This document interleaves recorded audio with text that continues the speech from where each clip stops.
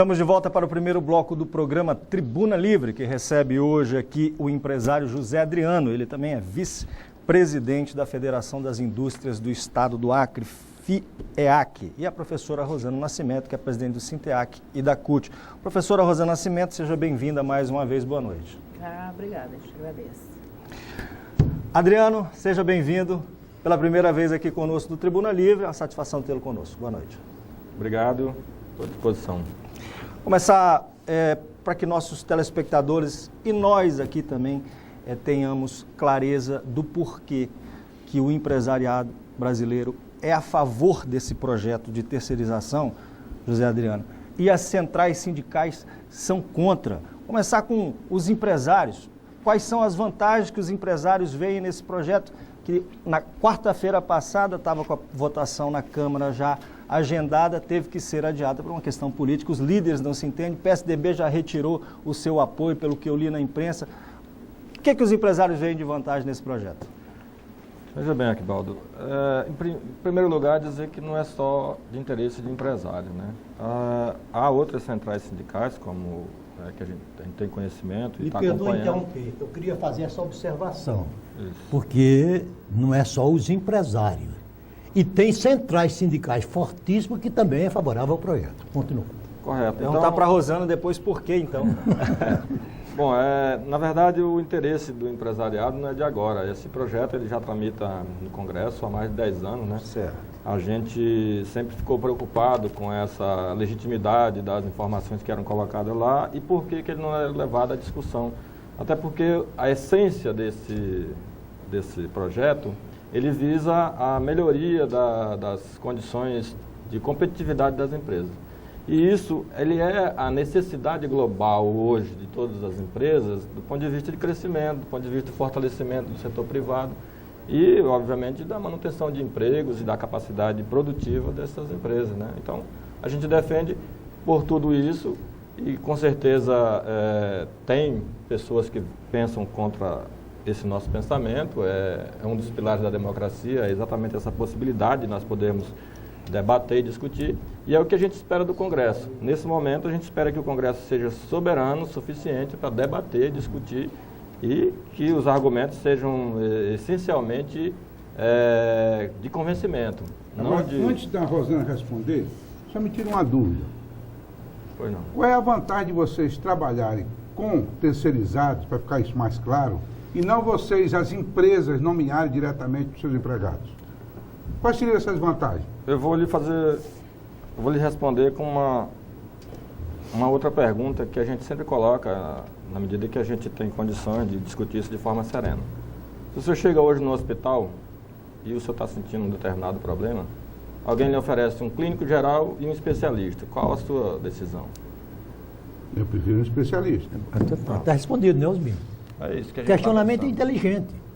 Não ficou muito claro isso aí também, não. Podem contratar especialistas, né? Exatamente. Sim, é essa a ideia da terceirização. Tanto que o projeto defende a contratação única de uma única empresa para uma única atividade. A mesma empresa não pode ser contratada para fazer todo o trabalho dessa empresa contratante. Mas a empresa, ainda hoje no Brasil, inclusive as empresas de construção mesmo, eles não têm seus especialistas? Eles não contratam seus especialistas? Ou não? Sim, na verdade a gente tem um ambiente de competitividade permanente, tá certo? Então, vendo por essa ótica, a competitividade se faz naquele que você faz melhor, em menos tempo e de forma mais econômica. A construção civil, como exemplo, a gente tinha há bem pouco tempo atrás o entendimento de que você contratava um engenheiro, ele tinha capacidade de fazer tudo. Na verdade, o que ele tinha era o conhecimento teórico dessa execução da fundação até a parte de lógica. Hoje a gente já vê que para você ser competitivo nesse ambiente, você precisa ter as pessoas que consigam ficar se reciclando permanentemente, estudando de forma focada aquele determinado item. Então, para isso, você tem que ter hoje uma assessoria jurídica, tá certo? Para se defender de todo tipo de problema que se pode advir de uma contratação, porque a insegurança jurídica é uma das preocupações da gente nesse item. Aí você tem as discussões do ponto de vista técnico, você tem hoje a rede de lógica, que se você não tiver as pessoas para fazer isso de forma eficiente, de forma correta e segura, você pode comprometer todo um contrato que tem lá suas cláusulas, vamos dizer assim, de certa forma, bem precisas com relação ao objeto que ele quer receber de você. Então, há essa necessidade em função de que nós precisamos acompanhar o cenário mundial.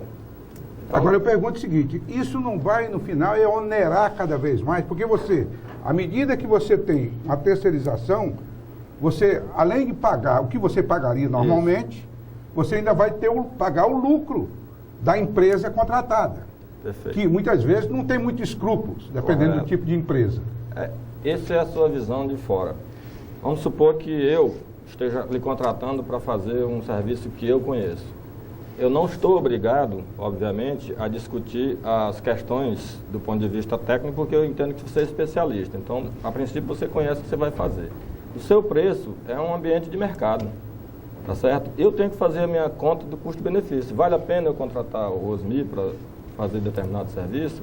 Ou eu tenho que repensar a minha forma de gestão? Então, isso vale muito do empresário, vai muito da condição que ele se encontra. O que eu discuto é que, se você não tiver uma condição de discutir essas possibilidades de inovações do ponto de vista de gestão, porque hoje nós temos inúmeros problemas que se acredita a outras pessoas quando na verdade está ali na sua incapacidade de gerir seu negócio. Então, Rosana, vamos ouvir, são muitas questões agora que a Rosana tem para responder aí. Sejamos equânimes no tempo. O tempo que é exímio, né? É claro, o projeto, quem criou o projeto foi um parlamentar, que é um empresário.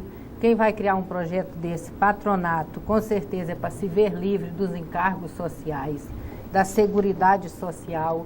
E ficou muito claro que há um interesse também nos serviços públicos, de terceirizar os serviços públicos oferecidos à população, né? E também se eximir da responsabilidade com o trabalhador, porque nós temos uma pesquisa do DIEESE que demonstra que os terceirizados, eles são muito fragilizados no seu local de trabalho. Eles recebem 25% a menos do que se fosse um contratado efetivo.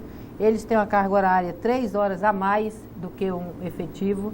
Então, a exploração intensa é o risco de perdermos direitos conquistados da classe trabalhadora de muitos anos e com muita luta. Isso nas empresas privadas também, Rosana? Nós já vivemos isso hoje. A terceirização na atividade meio e a exploração é enorme. Os terceirizados estão dentro das escolas, em todos os serviços públicos. E eles trabalham muito mais do que os efetivos. A hora durante o dia é bem maior do que 6 horas, 8 horas de trabalho. Os salários são bem menores. A responsabilidade de cobrir todo o ambiente é exclusivamente de 2 ou 3 pessoas no seu espaço. Então já existe isso na atividade meio. E a atividade fim é mais um lucro pelo lucro para o patronato. É tirar a responsabilidade. Aí tem um problema com o especialista para fazer aquele serviço, então vamos jogar essa responsabilidade para outro. A empresa contratada para terceirizar um serviço, ela vai terceirizar novamente, é uma 4ª terceirização. Então, até mesmo para a questão da seguridade social, aposentadoria, o trabalhador terceirizado, ele sofre uma rotatividade muito grande, ele se mantém no emprego no máximo 3 anos de serviço. Aí ele vai ficar aí quanto tempo desempregado e a contribuição para a aposentadoria? E receber seguro-desemprego e receber, ter licença maternidade, 13º, FGTS. Isso é uma insegurança para o trabalhador e facilidades para o patrão, porque ele não vai ficar responsabilizado por isso. Deixa eu entrar aqui contestando o que a minha querida e admirável Rosana está defendendo. Primeiro, o projeto da terceirização como está aí, muito longe de transferir responsabilidade, ela dá uma dupla garantia ao empregado terceirizado. Primeiro porque não retira da empresa contratante nem a responsabilidade pelo pagamento dos salários, ao tempo que obriga a empresa contratada também a assumir essa responsabilidade. E não são responsabilidades subsidiárias, não. São responsabilidades solidárias.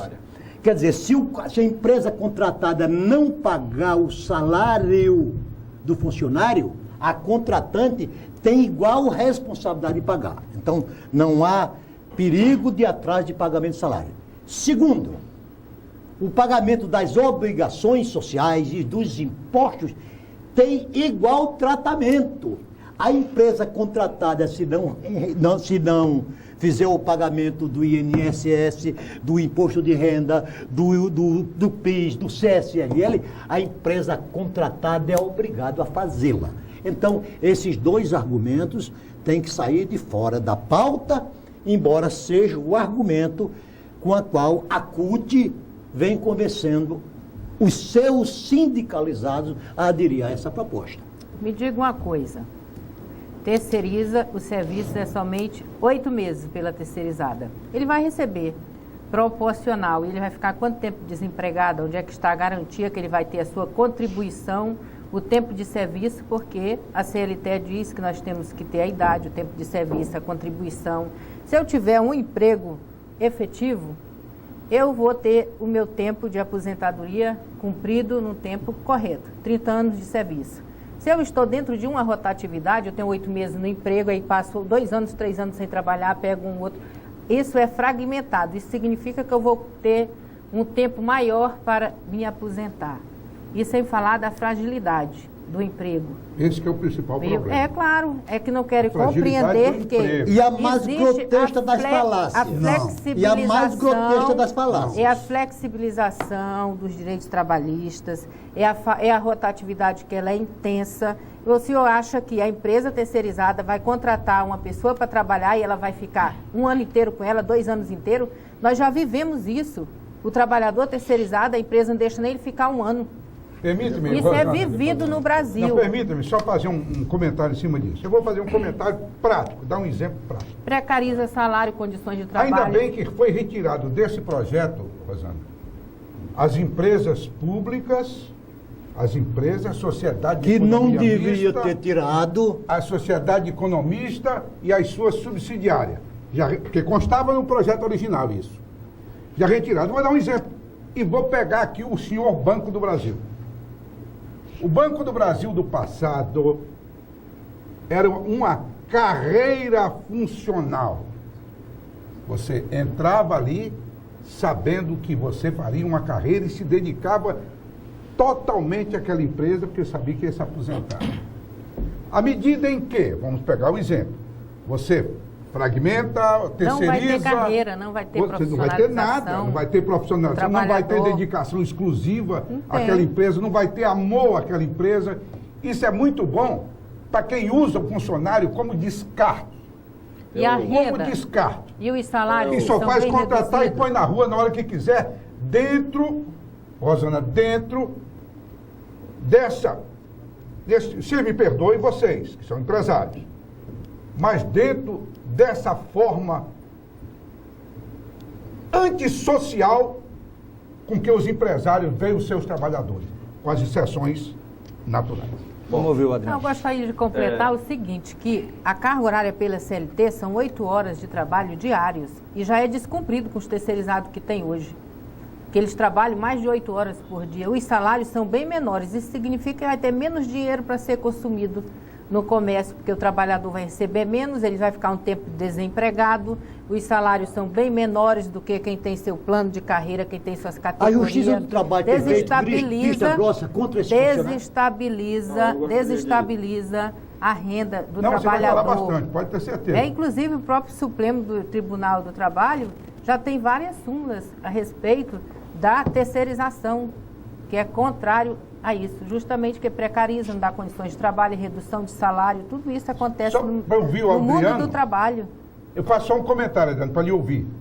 Para lhe ouvir, aqui no Estado, nós temos várias empresas que terceirizam serviço de limpeza, serviço de segurança.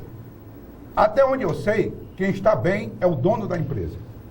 Eu respeito muito o senhor Oswil, Rosana também. Eu sei que vocês são, sem dúvida nenhuma, operários desse tipo de de informação aí, vocês estão estudiosos, mas vocês estão enganados, para não dizer outro termo, mais agressivo, porque o empresariado que está bem deve-se à competência dele, tá certo? E não é a mais-valia, como a Rosana falou, eu sinto muito que estão usando termos muito... que eu acho injusto com o empresário, porque a gente recebe hoje uma pressão muito grande dos governantes do ponto de vista da arrecadação, são muito competentes para fazer essa cobrança e não tem a mesma visão de modernização para serem eficientes também, para discutir de uma forma equilibrada. Por exemplo, a CLT ela é uma legislação ultrapassada. O senhor sabe disso, todos nós sabemos disso, né? Essa questão de discutir que a jornada é excessiva para os terceirizados, aí é nivelar por baixo aos maus profissionais, aos maus empresários, porque nós temos isso em todo lugar. Nós não temos, de maneira nenhuma, sair criticando os maus políticos. Se o eleitor não sabe votar ainda, tá certo? É essa a diferença. Nós temos lá, além de empresários, nós temos também políticos profissionais. E eles estão lá fazendo o seu papel e a gente não quer entrar nesse mérito. Mas dizer que a jornada excessiva desses operários, desses funcionários, é um mal que não pode ser combatido, eu acho que a própria legislação trabalhista está aí, o Ministério Público do Trabalho, as fiscalizações, os sindicatos que estão sempre muito atuantes, e eu defendo isso. Eu não sou empresário para me fazer, como o senhor está colocando aí, de forma extorsiva diante da mão de obra operária de jeito nenhum. Esse Estado, inclusive, eu defendo todas as políticas desse Estado, da Frente Popular, inclusive, porque são eles que nos ajudaram a ver de forma inteligente que nós precisamos do trabalhador. E nós fazemos isso. O senhor lembra muito bem que há 10, 20 anos atrás se chamava operário aqui de peão, de orelha seca. Então isso é forma de comportamento que mudou. E mudou para melhor, a gente ter o respeito por eles. Agora eu acho que também contra o empresário tem que haver o respeito também de se receber, de dar a ele o crédito, e que a gente tem uma situação agressiva hoje do ponto de vista competitivo. Nós não estamos falando só da prestação de serviço, não. Nós estamos falando de todos os tipos de ações trabalhistas que a gente recebe e que a gente já entra no Ministério do Trabalho perdido. Tá certo? Diga-se de passagem, o Ministério do Trabalho, a Justiça Trabalhista, fazem o papel deles, logicamente, mas nós temos que colocar nossas posições de forma serena, de forma tranquila, mas sem de maneira nenhuma dizer que o trabalhador é imoral ou que ele deixou de fazer isso, aquilo, outro. Se a carga de trabalho dele for excessiva, tem fiscalização para fazer e nós, como vamos dizer, o primeiro contratante nessa relação de trabalho, também estaremos ali para orientar, tá certo? Agora, nós vamos fazer... Só concluindo. Tá? Essa questão dos encargos, Rosana, eu acho que sem dúvida nenhuma, eu li algumas matérias com relação a esse ponto, estão confundindo terceirização, essa que está proposta, com a subcontratação, tá certo? Nessa relação aí, nós, como o senhor Narciso falou, nós temos a obrigação hoje e o direito de reter, tá certo? Um percentual de segurança para que isso seja uma espécie de prevenção. Que não é suficiente contra, exatamente, mas está em discussão, pode ser melhorado. E que não mudaria com a terceirização. Que não será ou que não tá é? Certo? Que a próxima foi nem aprovada, que não será? Sim. Então você está prejulgando? Nós não estamos prejulgando, estamos analisando. E aqui ninguém condenou empresário, ninguém condenou nada. Nós estamos discutindo como fica a situação do trabalhador, a sua garantia de manutenção no emprego, seus direitos, a sua estabilidade. Então, e nós queremos ter muitos empresários, porque muitas empresas geram emprego. E nós queremos geração de emprego para garantir emprego para as trabalhadoras. Adriano, eu vou pedir para os dois, nós estamos com o tempo estourado. Profissional. A gente vai fazer um intervalo comercial, daqui a pouquinho a gente vai esfriar um pouquinho o clima aqui, já a gente volta. Por favor, não saia daí.